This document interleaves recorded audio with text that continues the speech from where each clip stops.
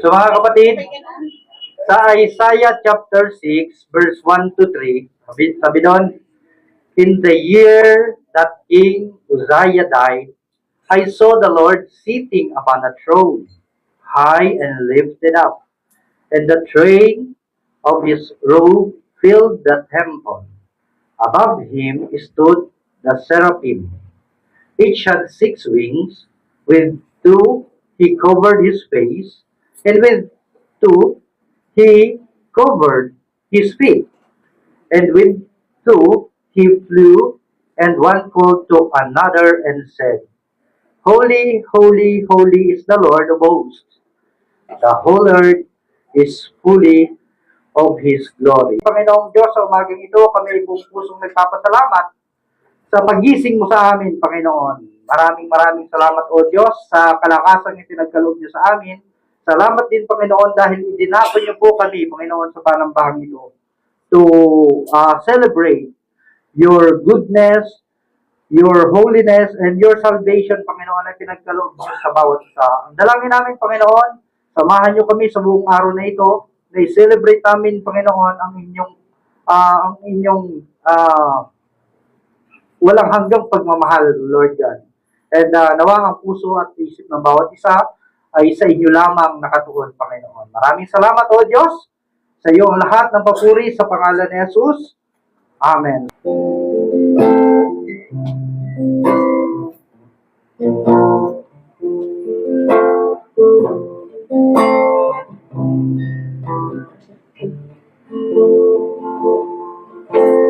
Create me a clean heart, oh God, and renew a right spirit within me. Create me a clean heart, oh God, and renew a right spirit within me.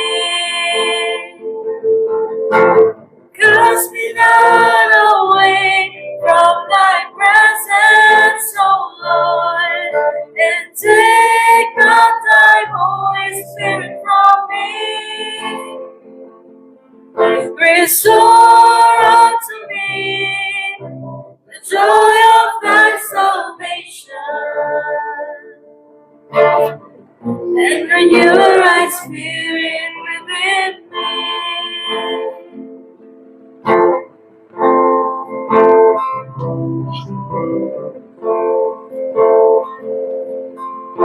Create me a clean heart, oh God, and renew a right spirit within me. Create me a clean heart, oh God, and renew a right spirit within me. Cast me not away from thy presence, O Lord, and take not thy Holy Spirit from me. Restore unto me the joy of thy salvation, and renew a right spirit within me. Cast me not away from thy presence, O Lord, and take not thy Holy Spirit from me. Restore unto me the joy of thy salvation, and renew a right spirit within me. And renew a right spirit within me. Please be seated. What is God's law? Tayo po lahat. God spoke all these words. The first commandment, I am the Lord your God who brought you out of the land of Egypt, out of the house of slavery. You shall have no other gods before me. The second commandment, you shall not make yourself an idol, whether in the form of anything that is in heaven above, or that is on the earth beneath, or that is in the water under the earth. You shall not bow down to them or worship them. For I, the Lord your God, am a jealous God, punishing children for the iniquity of parents to the third and the fourth generation of those who reject me, but showing love to the thousand generation of those who love me and keep my commandments. The third commandment, you shall not make wrongful use of the name of the Lord your God, for the Lord will not acquit anyone who misuses his name. The fourth commandment, remember the Sabbath day and keep it holy. 6 days you shall labor and do all your work, but the seventh day is the Sabbath of the Lord your God. You shall not do any work, you, your son or your daughter, your male or female slave, your livestock or the alien residing in the towns. For in 6 days the Lord made heaven and the earth, the sea, and all that is in them, but rested the seventh day. Therefore the Lord blessed the Sabbath day and consecrated it. The fifth commandment, honor your father and your mother, so that your days may be long in the land that the Lord your God is giving to you.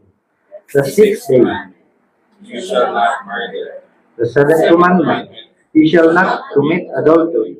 The eighth commandment, you shall not steal. The ninth commandment, you shall not bear false witness against your neighbor. The tenth commandment, you shall not covet your neighbor's house. You shall not covet your neighbor's wife, or male or female, slave or ox, or donkey, or anything that belongs to your neighbor. Purihin ng Diyos pagbasa ng kanyang salita. In Matthew chapter 5, verse 3 to 10, blessed are the poor in spirit, for theirs is the kingdom of heaven. Blessed are those who mourn, for they shall be comforted. Comforted. Blessed are the meek, for they shall inherit the earth. Blessed are those who hunger and thirst for righteousness, for they shall be satisfied. Blessed are the merciful, for they shall receive mercy. Blessed are the pure in heart, for they shall see God. Blessed are the peacemakers, for they shall be called sons of God. Blessed are those who are persecuted for righteousness' sake, for theirs is the kingdom of heaven.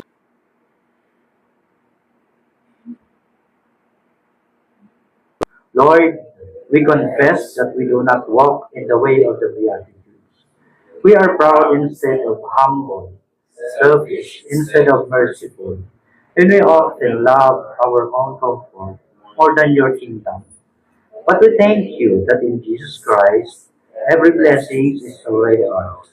He became poor for our sake, mourned over sin, humbled himself unto the cross, and now will give us mercy, righteousness, purity, and peace. Out of thankfulness, we seek to live in the way of Christ, showing mercy, making peace, hungering for righteousness, and standing firm in the faith. In gratitude, we live in faithfully and trustfully in Christ alone. For in Him, your love is sure and unchanging. Bless us, O Lord, in Jesus' name. And Amen. Sabi ng Ephesians chapter 1, verse 4 to 7, bilang assurance of pardon, even as accused us in Him before the foundation of the world, that we should be holy and blameless before Him. In love, He predestined us for adoption to Himself as sons through Jesus Christ according to the purpose of His will, to the praise of His glorious grace, with which He has blessed us in the Beloved. In Him we have redemption through His blood, the forgiveness of our trespasses, according to the riches of His grace. All earth rejoice to the Lord, come with loud voices ringing. With gladness serve the Lord, come to him joyfully singing. The Lord is God, know that he made us his own. We are the sheep of his pasture. Enter his gates with thanksgiving, to his courts come praising. To him be thankful and bless his name, your voices raising. The Lord is good, his loving kindness endures, his faithfulness lasts forever. The Lord is good, his loving kindness endures, his faithfulness lasts forever.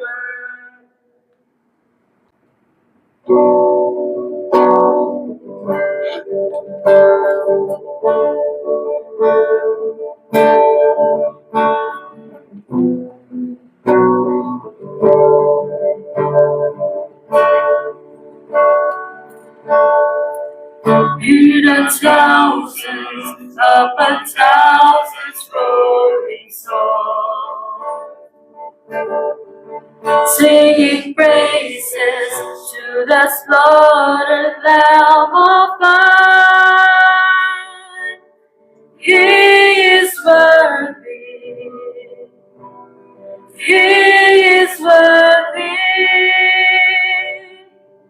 For his glory, he has purchased us with blood. All his people, joined from every tribe and tongue. He is worthy, he is worthy. Jesus, the Lamb upon the throne, sing the triumph of our King. Jesus, oh praise you alone, you're the worthy one.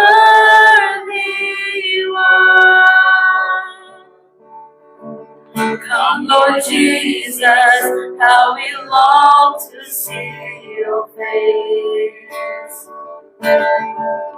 When our morning turns to song of endless praise, you are worthy, you are worthy. Jesus, the Lamb upon the throne, sing the triumph of our King. Jesus, all praise to you alone. You're the worthy one. Oh, blessing, oh, oh, glory, might and strength. Oh, power, dominion, to the Lamb for sinners slain. Oh, blessing, oh, honor, oh, glory, might and strength. Oh, power,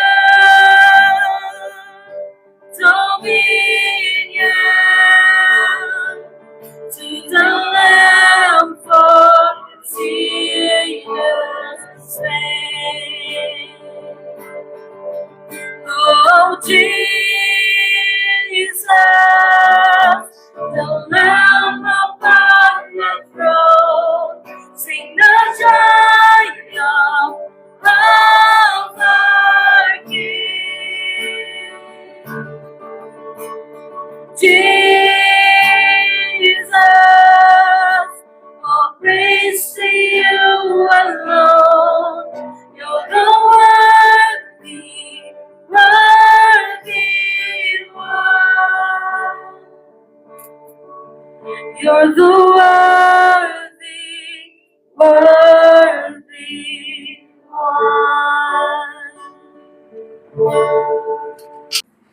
Behold, I send my messenger, and he will prepare the way before me. And the Lord whom you seek will suddenly come to his temple, and the messenger of the covenant in whom you delight. Behold, he is coming, says the Lord of hosts.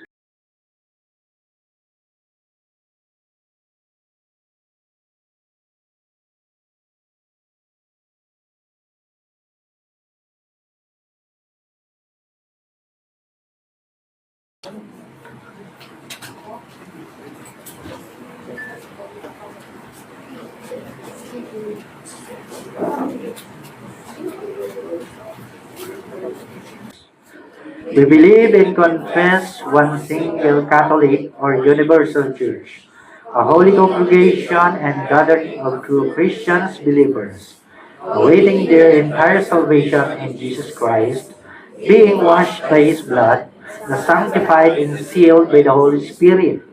This church has existed from the beginning of the world and will last until the end, as appears from the fact of Christ is eternal King, who cannot be without subjects.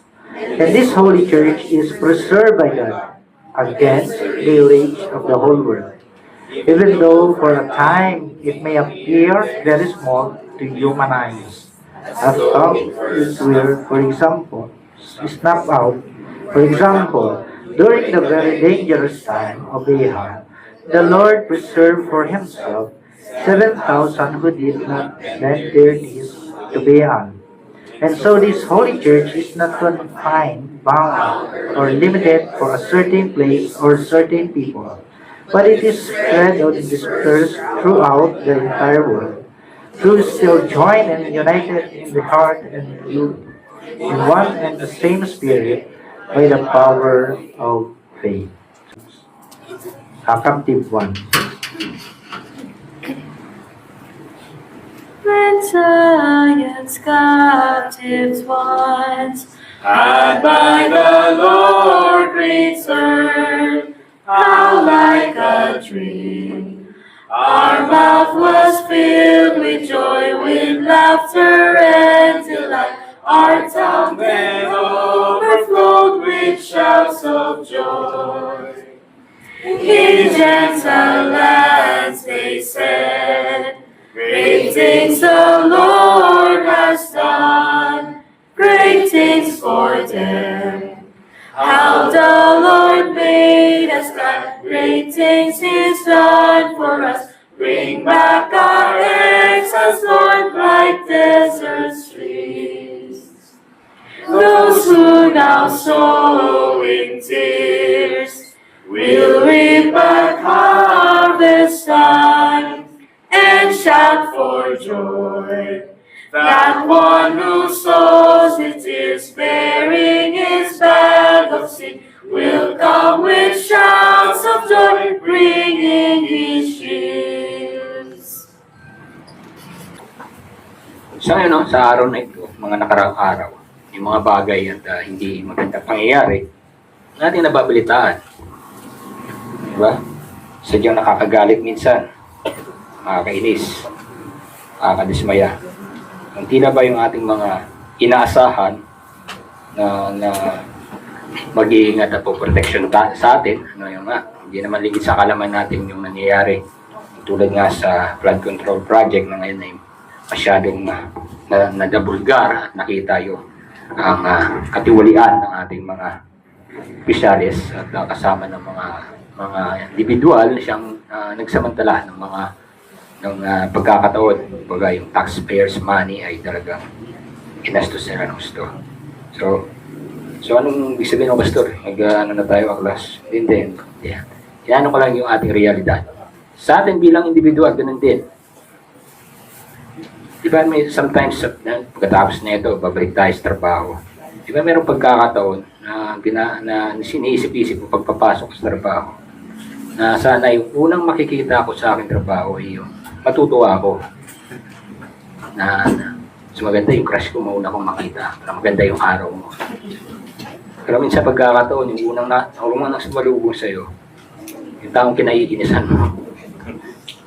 At may pagkakataon, yung buong araw mo sira na. May time na gano'n. So yun yung mga natural sa atin na maiinis at maasar tayo. Yan, nangyayari sa ating paligid dito sa ating bayan, sa ating pamahalaan. Sigurado, lahat tayo nagagalit at naiinis dahil dun nga sa laki ng pera na kanilang pinaghati-hatian.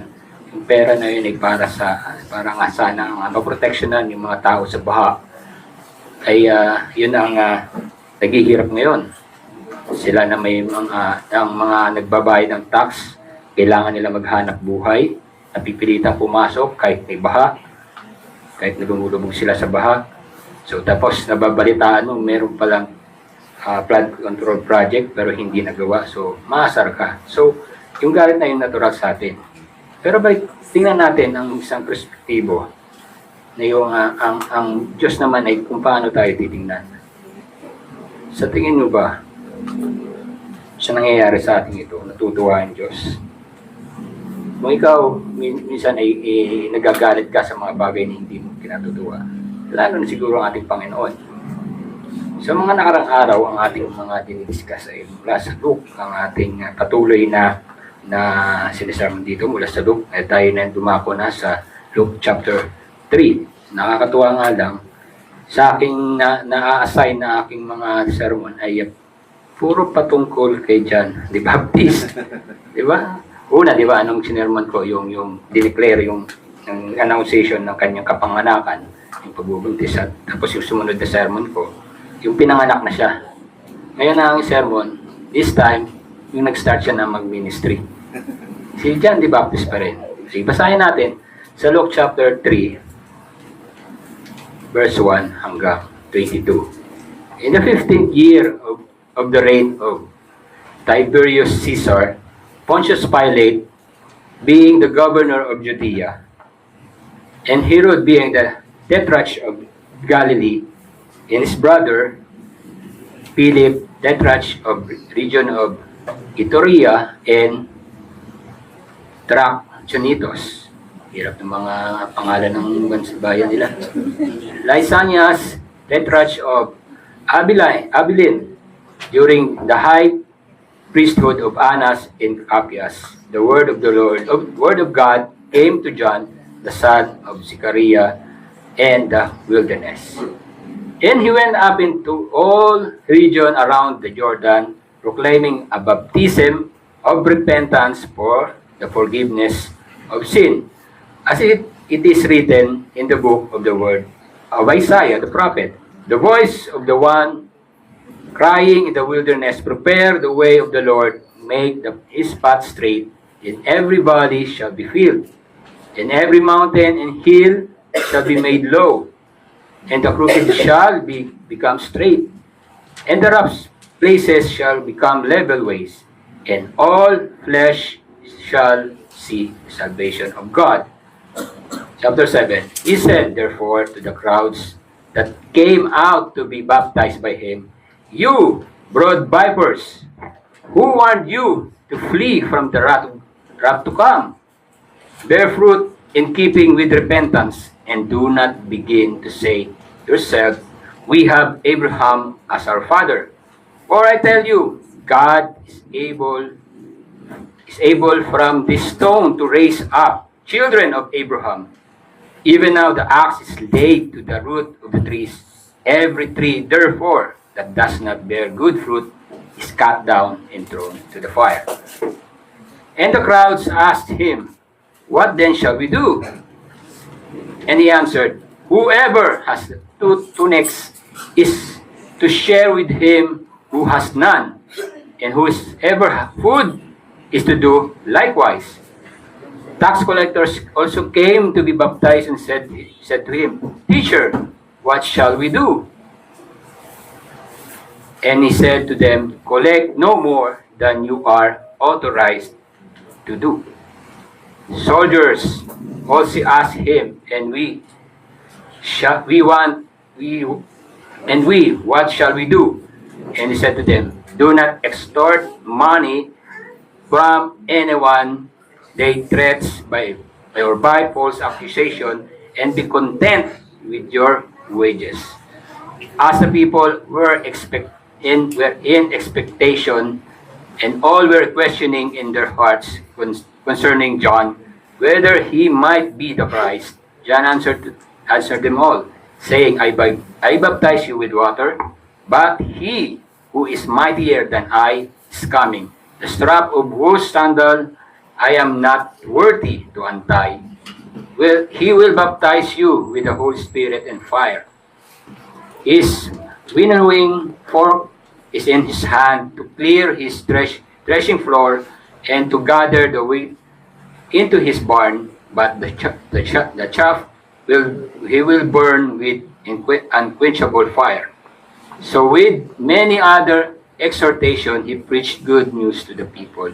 But Herod the Tetrarch, who had been reproved by him for Herodias, his brother's wife, and for all the evil things that Herod has done, added this to them all, that he locked up John in prison. Now, when all the people were baptized, and when Jesus also had been baptized and was praying, the heavens were opened, and the Holy Spirit descended on him in bodily form like a dove. And a voice came from heaven, "You are my beloved Son, with you I am well pleased." Purihin ang Panginoon sa pagbasa ng kanyang salita. Tayo po'y manalangin, dakilang Ama. Tunay nga na walang magandang nangyayari sa paligid. Kung kami yung titingnan, sadyang hindi ka rin natutuwa sa mga ginagawa namin. Ngunit maraming salamat sapagkat ang aming Panginoon ay naparito sa amin at nakita siya na sadyang kanyang ikinasisiya. Ang aming Panginoon, siyang inandog ng sarili at kami ay inangkin niya at ito ang nakikita ng aming Ama at siya ay nasisiyahan sa amin. Maraming salamat, Ama. Ito ang aming dalangin sa ngalan ni Jesus. Amen. Amen. Tingnan mo yung sitwasyon nila. No? Nung ginagawa ko itong sermon, hindi ko mayalis na hindi ko siya may connect sa nangyayari sa paligid. Tingnan natin yung political landscape ng sa pagkakataon na ito. Sige pa, next slide.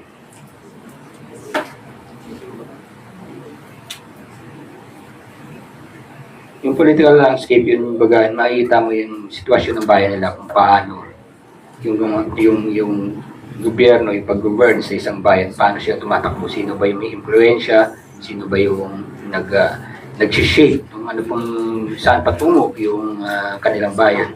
Siyempre, nandiyan yung mga makapangyarihan. Una, si Emperor Tiberius Caesar.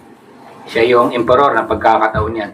Ang ganda ng ginagawa ni Luke sa kanyang gospel, yung ginagawa niyang gospel. Kompleto, hindi mo siya masabi na gawa-gawa lamang. Talaga as historian, idinetali niya talaga kung sino ang namumuno sa pagkakataon na yan. Kaya hindi yon invento. Babalik tayo sa history, nandiyan yung mga pangalan na yan. At pinapakita lamang na nangyari talaga itong pagkakataon nito. Hindi siya gawa-gawa, hindi siya kwento-kwento. Pero si Lucas ay maayos siyang maglagay ng detalye at particular sa mga names pag binabanggit niya talaga. And then si Pontius Pilate. Sino si Pontius Pilate? Si Pontius Pilate para siyang governor. Kung may isang emperor, yung mga bayan niya may mga ngalaga dapat. So mag-a-appoint siya ng mga mamumuno. So maglalagay siya ng governor. Ang in-appoint niya si Pontius Pilate. Siyempre mga ano niya yan, mga alipores niya yan. Hindi niya siya pwedeng maglagay dyan na hindi loyal sa kanya. And then pagkatapos noon, yung si Herod the Great, yung datong naging governor dyan, yung sa Judea, nang namatay siya, may mga anak siya. So, ang in-appoint niya, kumbaga, may governor, may mga mayor. Parang ganun ang dating. Tapos may mga mayor sa mga iba-ibang bayan. Parang ganun din yung ang sitwasyon natin, parang ganun din sa atin sa pagkakataon nito. May mga parang mayor sila na nilalagay din sa lugar. So, siyempre, ilalagay mo kamag-anak mo, siyempre. So, hindi bago yung dynasty, ha? Ngayon nangyayari yan, noon pa nangyayari na yan. So, yun ang nilalagay nila. So bakit ano importante itong mga to? O, saka, sama na natin yung high priest. Kasama sa political landscape yung mga high priest kasi ni-influensyahan din sila mga leader. Kasi itong mga high priest na ito, since na corrupted na talaga dahil compromise na sila sa mga powers sa paligid nila. Hindi sila pwedeng kumontra sa mga makapangyarihan sa kanila kung niyari sila eh. Kasi ina-appoint din sila, pinipili din sila na kung sino mamumuno. Yung high priest, actually dapat ang high priest isa lang. Pero ba't na nga nakaligsta dalawa? Ang in-appoint talaga ng gusto maging high priest, ito si Anas. Kaso may mas naglalaban pa rin yung kanilang kultura at sa yung sa movement nung kapangyarihan ng impluwensya ng gobyerno. Yung mismo sa kanila kasi meron pa rin silang tinatawag na kung sinong mas nakakatanda, yun ang dapat na susunod. Itong I think si Capias yata yung father-in-law. Yan, father-in-law. Siya yung pa rin ang tinuturing ng karamihan sa mga Hudyo na high priest. Kasi nga mas nakakatanda siya. Pero ang kinilala ng government na ito si Anas. So, ganun naglalaro ang politika sa bayan nila. So, hindi bago nang nangyayari sa atin yan. So, may impluensya pa rin yung mas makapangyarihan. So, ano ang dapat kumikilos. So, nakita mo, sa tingin mo ba, ito ba yung dinesign ni Lord para sa kanila? Hindi, di ba? Hindi. So, makita mo na corrupted at may yung problema talaga ang kanilang bayan kung pag-uusapan natin yung politika nila. So, ito yung sitwasyon nila. Tulad na nangyayari sa atin. Tingnan mo yung mga ginagawa nila, ano? So, they have a cruel emperor. See you next slide.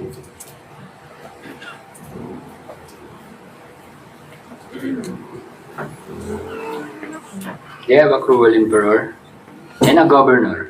Siyempre, mana-mana lang yan eh. Kung ano ginagawa ng puno mo, sa taas mo, gagawin mo rin kasi ginagawa ng pinakaano mo eh. Parehong cruel itong dalawang ito. Si Pontius Pilate. Tapos corrupt rulers and high priest.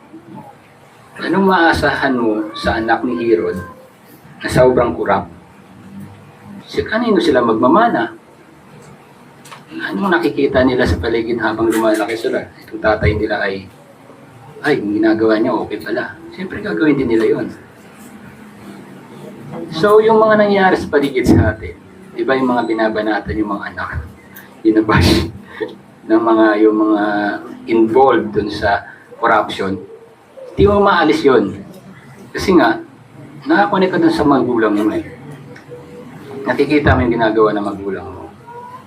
Hindi natin masisisi ang mga taong bayan na magalit sa mga ganun. Kasi yun ang kanilang pagkakaunawa. So, hindi bago yung itong nangyayari sa atin yung panahon nila. So, yung corruption, talagang nagmamana yan at umugat at dumadaloy talaga yan sa mga anak-anak nila. So, di ba yung sa law, sinabi niya na he visited yung kasalanan ng mga magulang nila hanggang sa 4th generation. Kasi yun na naman talaga ang flow. At sila yung mga anak. So, iba pa tayo doon? Sa tingin mo? Kasi kung mabasahin mo ito, maiinis ka doon sa emperor. Pero kung titingnan mo, sila mga Hudyo at tayo, saan ba tayo galing? Sino ang nanay tatay natin? Yun ang problema. So, same thing. Kung naiinis ka, nasira ang araw mo, sa unang pagpasok mo sa opisina, ang nakasalubong mo yung kinaiinisan mo. So, tingin mo, Diyos, pag tinignan ka, di ba siya naiinis sa inyo? Naasar din siya. Pero hindi siya tulad natin. Yun nga, napakabuti niya. At pinigyan pa rin tayo pagkakataon. Nagpadala pa siya ng kanyang anak para sa atin to walk with us. So their situation was so unpleasant as if the favor of God was not in them. Ang dami ng mga Hudyo, yun ang palaging panalangin nila, di ba? Na sana, Lord, wag mawala yung favor niyo sa amin. Kasi yun ang laging panalangin nila ba? Sa araw-araw nilang buhay. They live in the land that God, bagamat nandun sila sa promised land, hindi sila given to them, but they live a life like not as His people. And they do what pleasures them. Ginagawa nila kung ano sa tingin nilang na nakakasatisfy ng pleasures nila. They live like they have no true king in God. So hindi bago ito kasi feeling ng mga Hudyo sa panahon niyan, bagamat nandiyan sila, feeling nila nandiyan pa rin ang favor ng God kasi dito na pinapalis. Pa rin yung kalokohan ginagawa nila. Same as they have no king before. Ano ba yung dati? Balikan natin, Old Testament tayo. And it pleases God. Judges chapter 21 to 25. Sabi natin. Kung may mga Bible kayo, puntahan niyo yan. Ano ba yung time na yun na hindi nagustuhan ng Diyos yung ginagawa nila? Judges chapter 21 verse 25. In those days, there was no king in Israel. Everyone did what was right in his own eyes. Ginagawa nila kung anong gusto nila. Sa tingin mo, yung hari mo, yung corrupt at ginagawa yung gusto niya. Sa tingin mo, yung mga sa baba niya, hindi rin ginagawa corrupt. Kasi ito-tolerate eh. Ganun din sila. So, importante sa panahon nila noon, ang hari ay righteous. Kasi siya yung tinatag ni Yahweh as his representative bilang namumulo sa kanila. Pag ginagawa na nila hindi ayon sa gusto ng Diyos, ilaban na nabubuhay sila na wala silang hari. Hindi si Yahweh yung hari nila. Sino ang hari nila? Yung sarili nila. Kasi sinusunod nila kung anong gusto nila. Kasi tama naman yung sinabi ni Yahweh, humingi kayo ng hari, sinabi na hari, gagawin nyo ang nais paggawa sa inyo ng hari kasi kailangan nyo mag-handle sa kanya. Totoo naman yun. Pero kung wala kayong hari, siyempre gagawin ko ng gusto mo. Diba? Ano bang ginagawa ng daga pag wala ang pusa? Parang ganun ang dating nun. Walang kumukontrol sa kanya.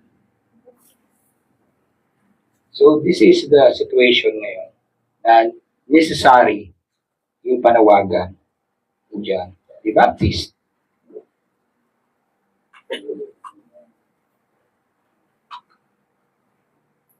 Kaya ang ganda nung call to worship text natin kanina. Diba, sabi dun sa, balikan natin, no? Isaiah chapter 6 verse 1 to 3. In the year the king Uzziah died, namatay yung hari nila. So, sa kanila, pag namatayan silang hari, siyempre malungkot ang buong bayan. Siyempre wala namang mamumuno. Si King Uzziah, generally, naging mabuting hari. Siya sa pinakamatagal na nag-reign. Bata pa kasi niya nag-umpisa maging hari. Pero, pinabayaan mo sila ng Diyos? Hindi. Pinapakita lang dito sa mission ni Isaiah. Sabi na rito, diba, tuloy natin. Uzziah died, I saw the Lord sitting up upon a throne. Ang hari pa rin nila, si Yahweh. Wala yung hari nila. High and lifted up in the train of his robe filled the temple. Above him stood the seraphim. Each had 6 wings. With 2 he covered his face, and 2 he has covered his feet. And with the 2 he flew. And 1 called another and said, Holy, holy, holy is the Lord of hosts. The whole earth is full of his glory. So, buong bayan ay buong glory. Sa tingin mo yung panahon nila, Nag-glorify ba yung Lord sa sitwasyon nila? Hindi. Pinabayaan mo sila ng Lord? Hindi. Nagpadala nga ng king. So, ang ganda nung text na ito. Wala yung hari. Tila namumuhay kayong walang hari. Ayan, pinadala ni Lord yung hari.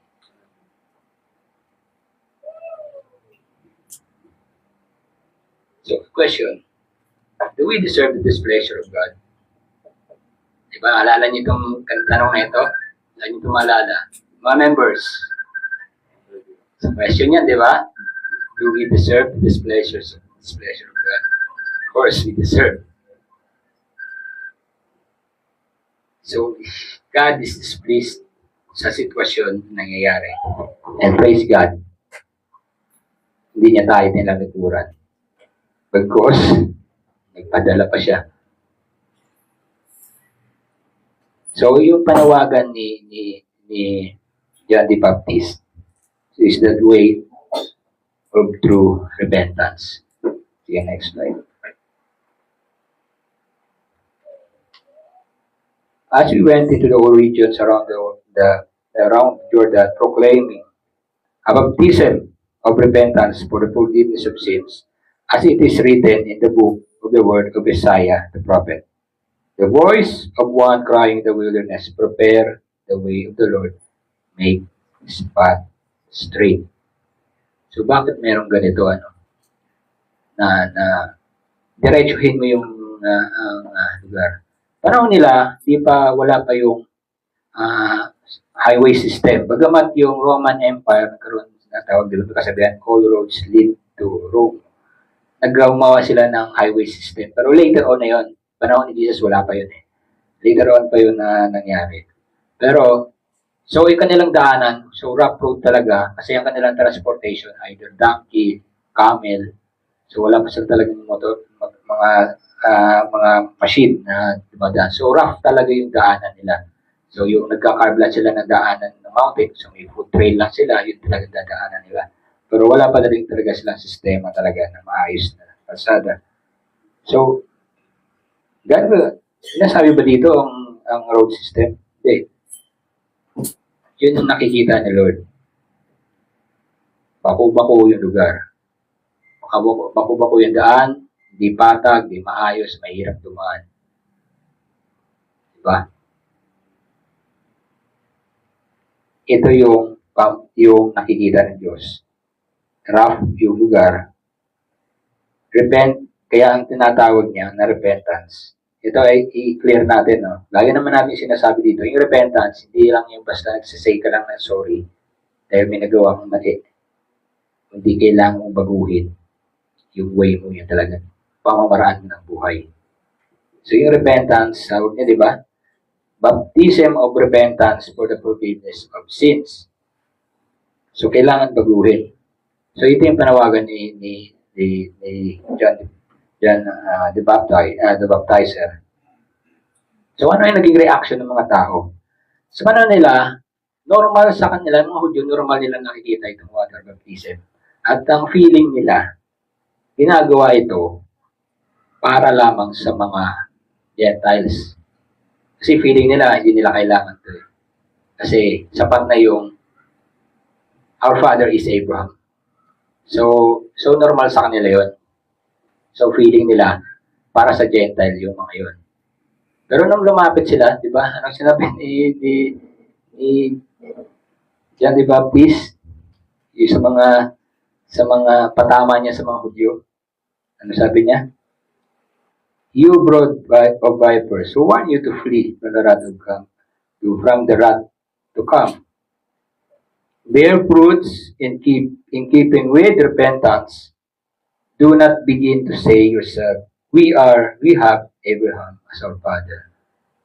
So, ang feeling nila, default nila, ang pinakatigan nila na hindi nila kailangan ng ganito na sinasabi nila, yung salvation na Lord. Kasi feeling nila, enough na yon pagiging anak ni Abraham. Pero hindi, sabi niya, sino sa inyo? At huwag niyo sabihin na anak kayo ni Abraham. At feeling niyo maliligtas kayo. Hindi. Sabi niya, bear fruit. So, ang repentance, hindi lamang na, tila, nag-sorry ka lang, okay na. Hindi, papaguhin mo talaga yung way mo. Sabi ni John the Baptist, maski sa mga bato yan, kayang mag-raise up ni Lord ng mga anak ni Abraham. So, ano ibig sabihin nun? Ang Diyos ang nag-raise up sa inyo o pumili sa inyo.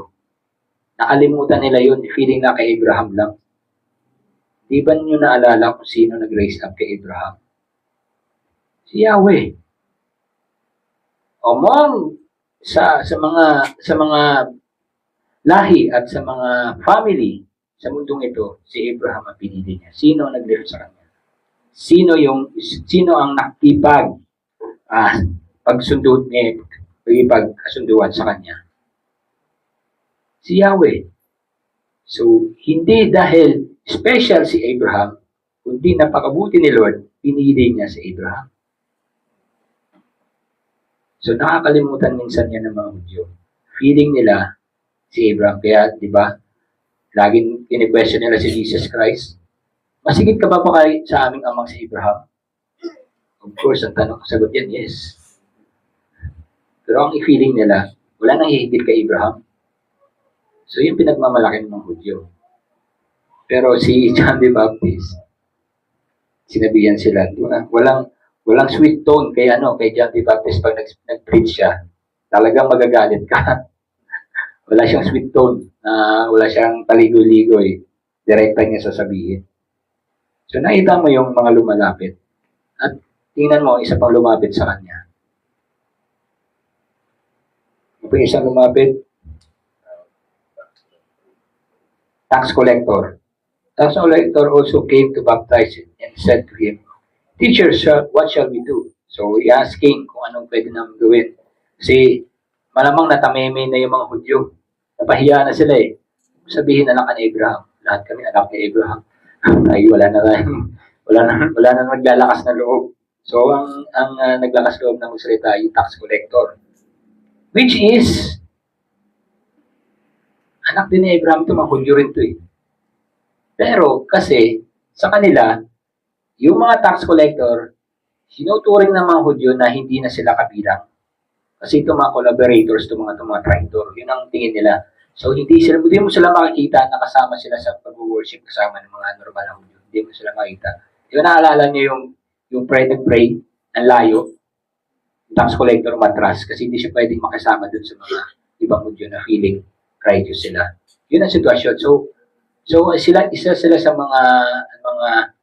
mga tawag dito na outcast, yung mga tax collector kasama niyo sa Samaritan. Ganun katindi sila, panghawakan nila yung kanila tinatawag, we are the seed of Abraham.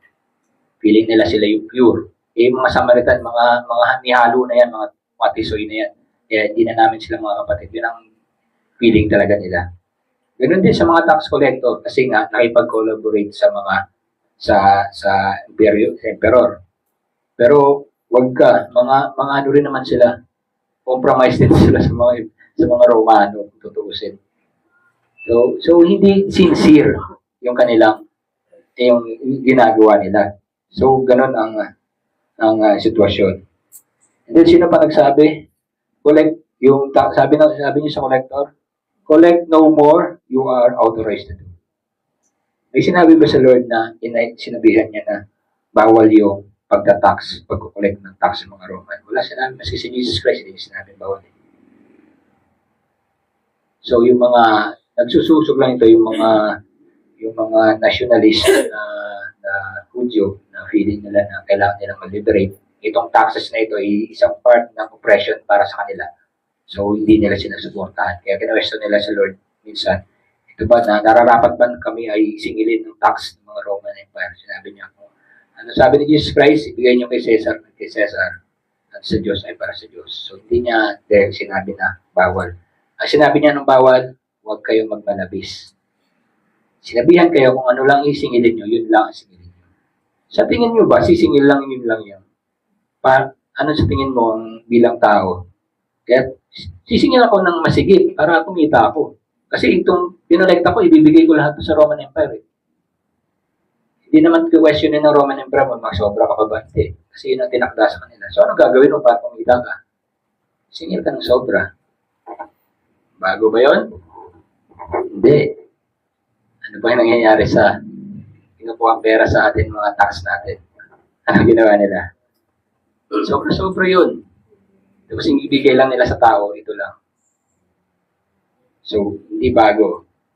Ganon kakurap sa panahon nila. Yung sundalo, soldier asked him, and we, what shall we do? I think yung mga soldiers, mga mga sundalo naman sigurado itong mga Romano to eh. May mga inassign mga soldiers. Pero yun, deputize din ng Roman Empire. So sabi niya, huwag niyong mag-extort ng money. Pati isa ng mga sundalo nag-extort ng money. Malamang baka kulang yung pinapasahod sa kanila. So dahil feeling nila makapangyarihan sila, ginagawa nila yan. So extortion hindi bago. Noon pa may extortion na talaga. So sabi niya, huwag kayong mag-extort, huwag kayong magmanapis. So if something sobra, sinasabi ni John, huwag niyong gawin. So may abuse na. So ang sitwasyon nila hindi iba sa panahon natin. Nangyayari ito. So ito ang sitwasyon. Sa tingin mo ba, nagiging apple of the eye pa niya ng Diyos yung kanyang mga hinirang? Nakikita niya itong ginagawa? Malamang hindi. So we are deserve natin yung displeasure ng ating Diyos. So ganito ang sitwasyon natin.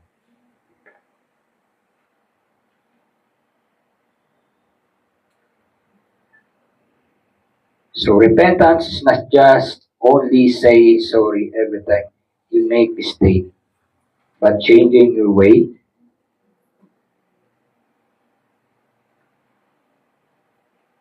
But changing your way to the way of the Lord. Yun ang nais ng Panginoon.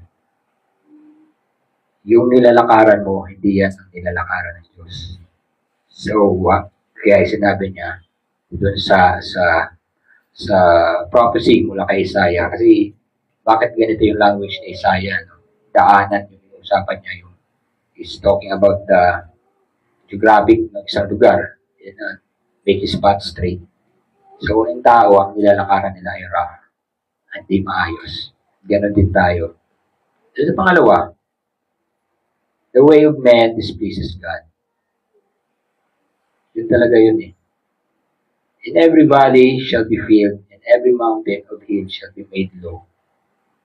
And the crooked shall become straight, and the rough places shall become level ways. Kung kayo, example na lang, mga contractors, usapan naman natin mga contractors. Tapos isang engineer, may pinakagawa ka sa iyong mason. Siyempre yung mason, mag-uutos din yung mga tao, magpaayos ka ng palitada ng pader. Tapos kung nakita mo, ikaw engineer, nakita mo, wala sa hulog yung poste, yung palitada mo parang bako-bako, so tingin mo matutuwa ka bilang engineer. Siyempre hindi. Nagsayang ka ng materyales kasi babakbakin uli yun. Wala sa hulog. Ganun din yun. Si Lord, ayaw niya rin makita yun. He made us so perfect, but yung ating ginagawa ay sinisira natin. So, hindi bago. Yun ang tayo mga tao.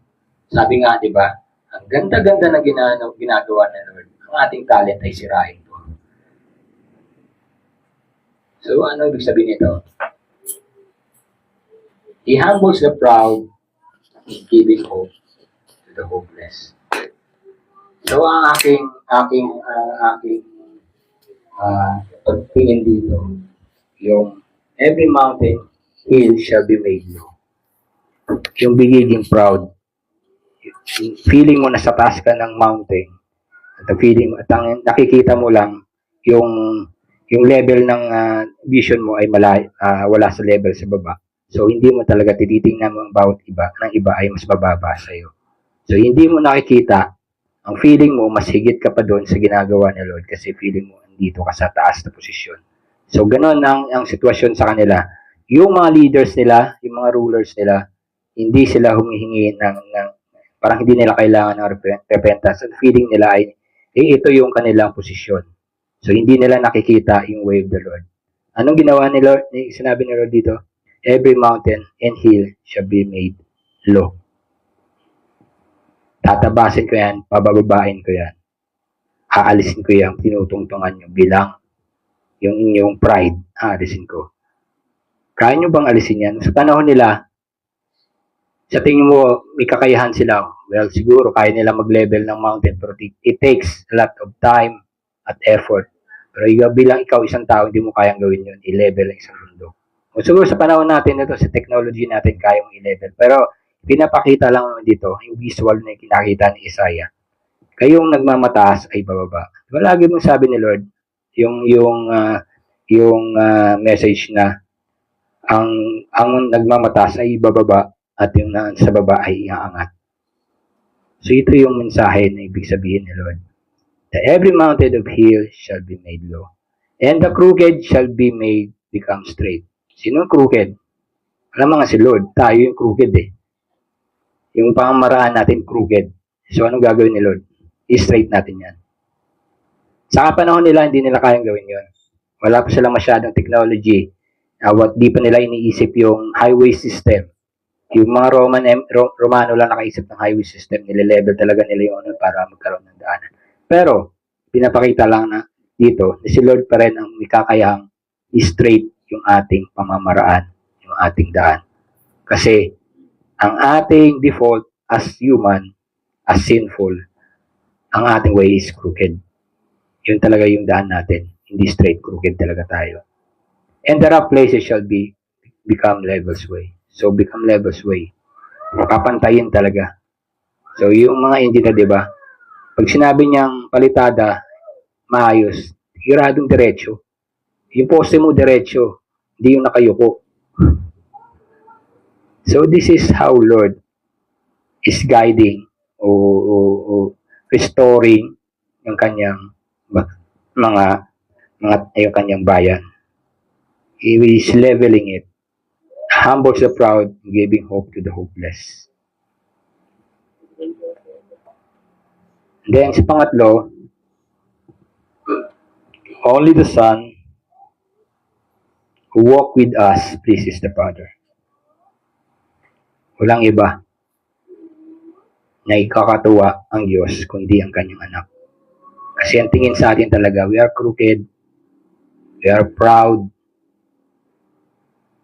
Sabi dito, now when all the people were baptized and when Jesus had been baptized and was praying, the heaven was open and the Holy Spirit descended on him in bodily form like a dove, and the voice came from the heaven, "You are my beloved Son. With you I am well pleased."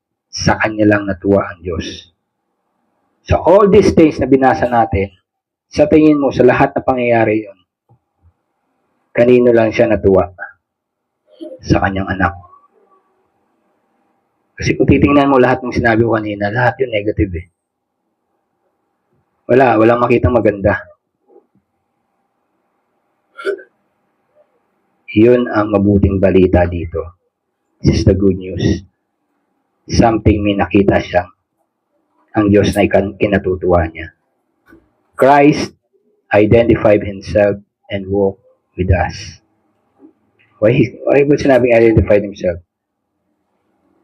Inuri niya sarili niya as a slave, tayo bilang tao. Even he is holy. The Creator who took the form of man.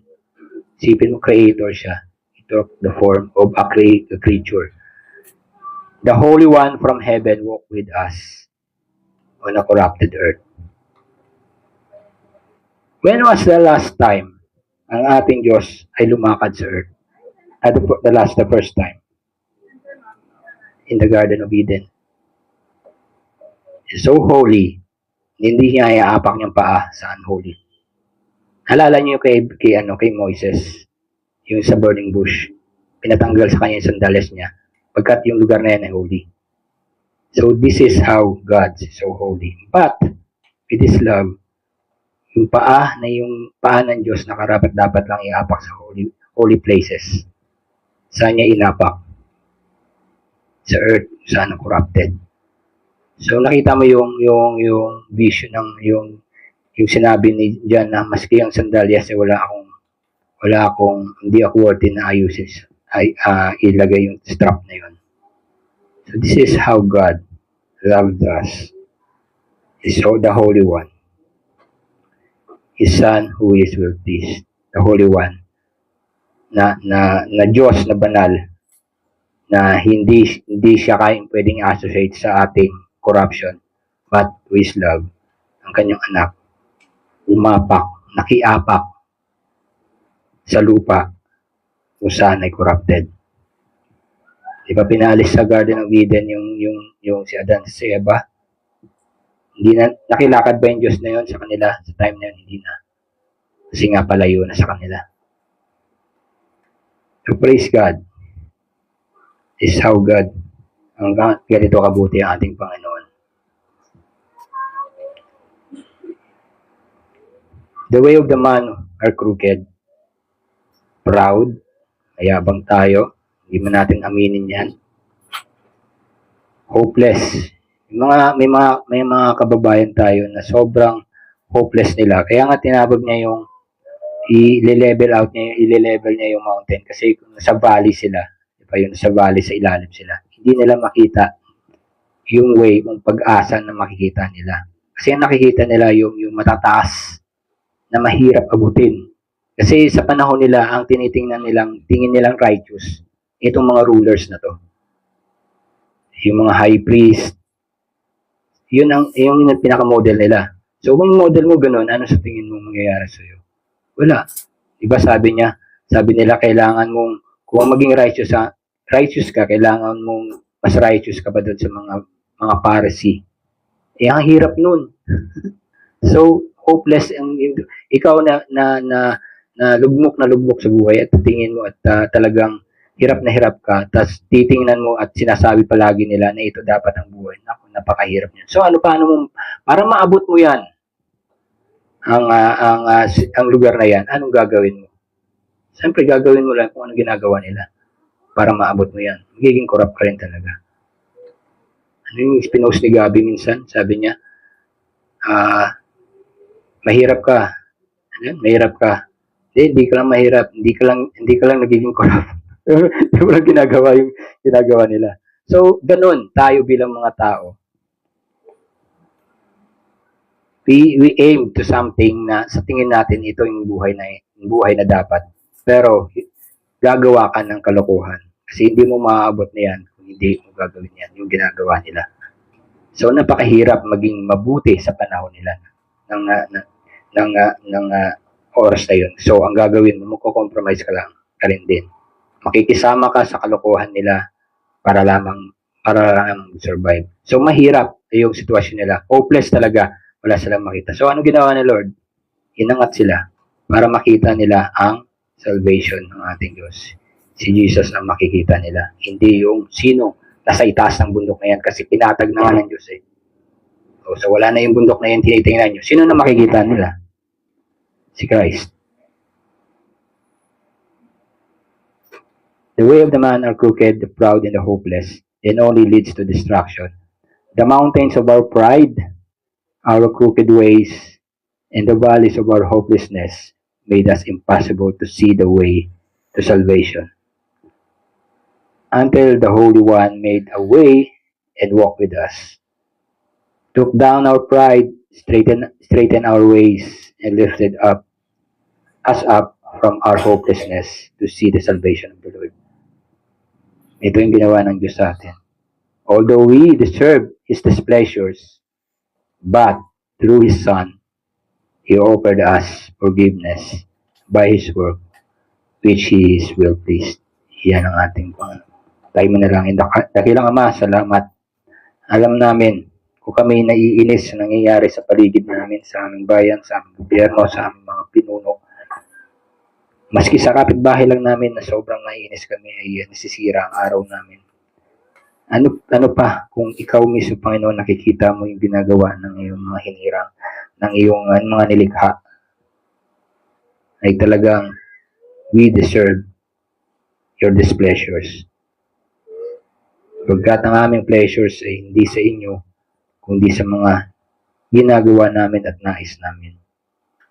Kaya Panginoon, kung wala ka, hindi namin maaayos ang bagay na ito. We always displeases you at we are deserved to be sa distraction sa wrath mo.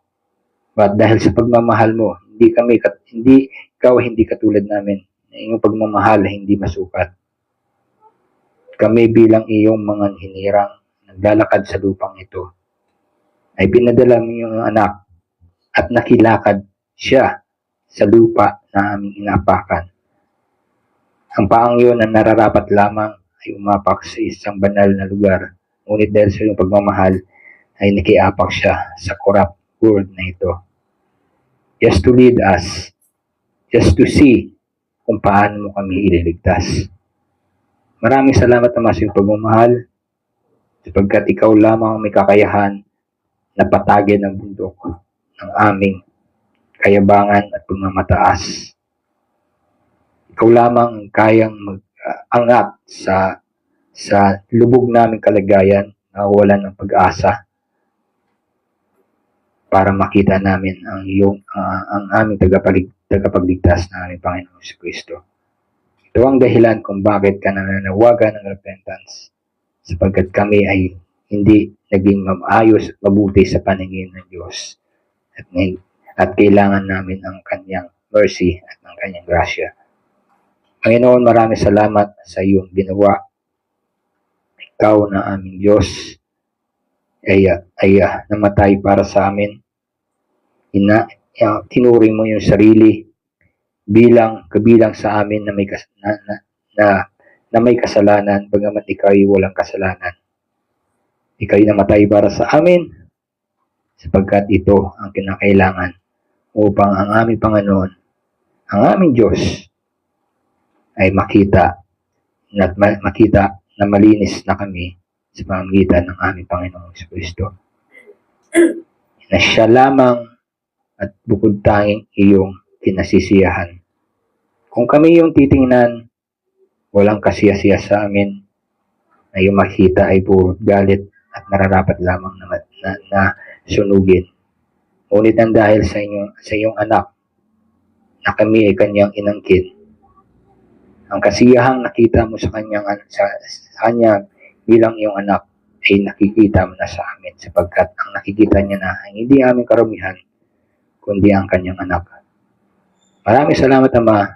Tunay nga kami arapat na pasalamatan sa iyong kabutihan at sa katapatan at sa iyong grasya at awa sa amin.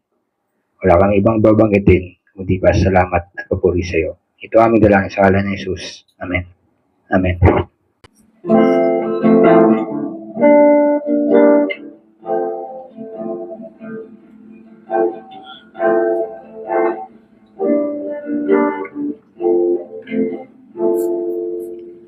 I lift my eyes and see I need not be afraid.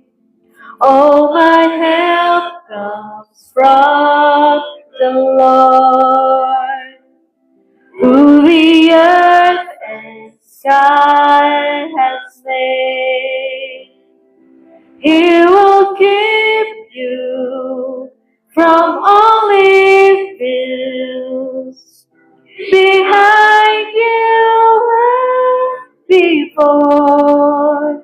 He will sustain you through this journey, from now and evermore.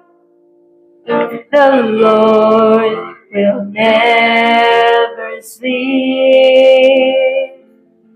My steps He has ordained.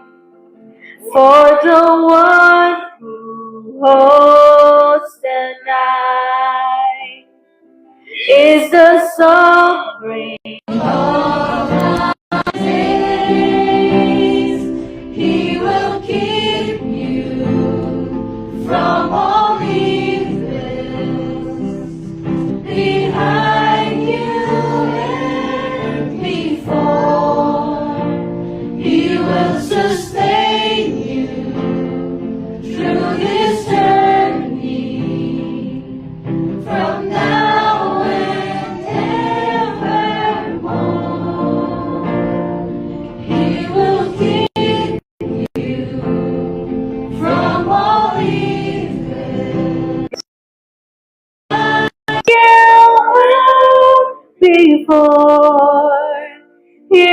sustain you through this journey from now and evermore.